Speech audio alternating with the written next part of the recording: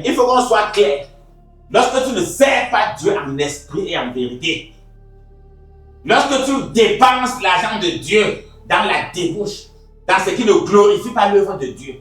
Tout à l'heure, j'ai salué tous ceux qui soutiennent cette émission, tous ceux qui sponsorisent ce programme, tous nos amis et partenaires.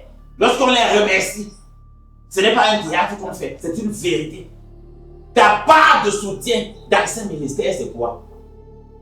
Ta part de soutien dans ce programme, dans toutes les activités qu'on organise, c'est quoi? Tu dois commencer à méditer dessus. Et si tu n'avais pas une place dans ce programme, dans les activités, tu dois même appeler.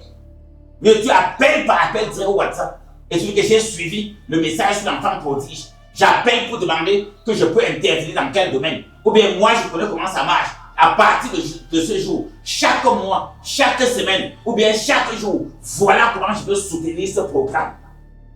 Peut-être que je vais soutenir financièrement. Peut-être que je vais soutenir matériellement. Soit financièrement, soit matériellement. Voilà ce que je dois faire. Parce que je ne veux pas être comme l'enfant prodige qui a reçu les dons de Dieu. Il est parti dépenser dans la débauche. Parce que je sais que la sagesse que j'ai, le travail que je fais, le pain que je gagne, la réussite que j'ai, ce sont les dons et les talents que Dieu m'a donnés. Comme j'ai entendu que l'enfant prodige a dépensé dans la débauche et non dans l'œuvre de Dieu. À partir de maintenant, j'appelle pour demander dans quel domaine je peux dépenser, dans quel domaine je peux investir. On va te dire le domaine. Oui, on va te dire le domaine réellement.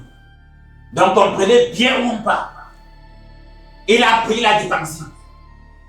Il a commencé à tomber dans la famine. C'est pour ça que beaucoup de personnes vont voir cet enfant, est-ce qu'il n'est pas à l'aise? Quand on dit que dépenser dans la débauche, les gens croient que la débauche c'est quoi? C'est bien vivre, c'est manger, c'est voyager, bien s'habiller, avoir les belles voitures, avoir les belles maisons, être heureux, être heureuse, avoir des grands enfants, des enfants qui réussissent, on paye bien leur pension, on les nourrit bien, on les donne des bons logements, on fait tout. Donc, dans la débauche, c'est le bonheur. On voyage, on prend des avions, des trains, on a des belles voitures, on dort dans des hôtels, on est respecté partout. Parce que dans la débauche, il y a aussi ce qu'on appelle le faraudage.